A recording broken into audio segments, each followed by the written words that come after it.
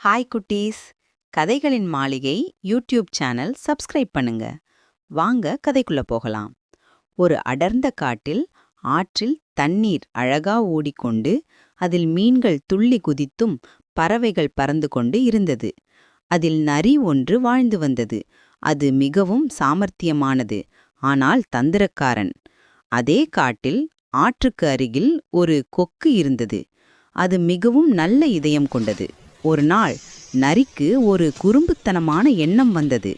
அடடே, என் நண்பர் கொக்குக்கு ஒரு நாள் விருந்து கொடுக்க வேண்டுமே. ஆனால் எப்படி என்று யோசித்தது. நரி, நண்பா கொக்கே, என் வீட்டிற்கு வா, உனக்கு இன்று சுவையான உணவு பரிமாறுகிறேன்.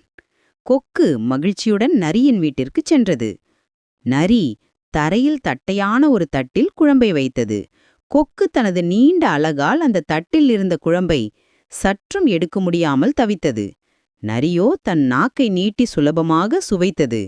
கொக்குக்கு மிகவும் வருத்தம். ஏமாற்றமடைந்த கொக்கு வருத்தத்துடன் நரியின் வீட்டை விட்டு வெளியேறியது.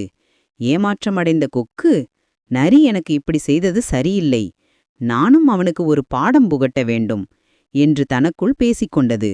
சில நாட்கள் கழித்து கொக்கு நரியை விருந்துக்கு அழைத்தது. கொக்கு நண்பா நரியே, நான் இன்று உனக்கு என் வீட்டில் சுவையான பாயசம் செய்து வைத்திருக்கிறேன், நீ கட்டாயம் வரவேண்டும். நரியும் ஆவலுடன் கொக்கின் வீட்டிற்கு சென்றது. கொக்கு 2 நீண்ட கழுத்துடைய பாட்டில்களில் பாயசத்தை ஊற்றி நரியை சாப்பிடச் சொன்னது. கொக்கு தன் நீண்ட அலகால் பாயசத்தை சுலபமாக சுவைத்தது. ஆனால் நரியால் தன் குட்டையான முகத்தை பாட்டிலுக்குள் செலுத்தவே முடியவில்லை. அதனால் நரியால் பாயசத்தை சற்றும் குடிக்க முடியவில்லை. தான் செய்த தவறு நரிக்கு இப்போது நன்றாக புரிந்தது. அது மிகுந்த வருத்தத்துடன் தலை குனிந்து நின்றது. நரி, நண்பா கொக்கே, நான் நேற்று உனக்கு செய்தது தவறு. நீ இன்று எனக்கு ஒரு நல்ல பாடம் புகட்டிவிட்டாய், என்னை மன்னித்துவிடு. கொக்கு புன்னகையுடன், நண்பா நரியே, நாம் மற்றவர்களுக்கு எப்படி செய்கிறோமோ அதையேதான் அவர்களும் நமக்கு திருப்பி செய்வார்கள். இனிமேல் யாருக்கும் தீங்கு நினைக்காதே, எல்லோரிடமும் அன்பாக பழகு. கதை கூறி நரியும் தன் தவறை உணர்ந்து அன்று முதல் கொக்கிடனும் மற்ற விலங்குகளுடனும் அன்பாக பழகியது. நாம் பிறருக்கு தீமை செய்தால் அது நமக்கே திரும்பி வரும். நாம் எல்லாரிடமும் அன்புடன் இருக்க வேண்டும்.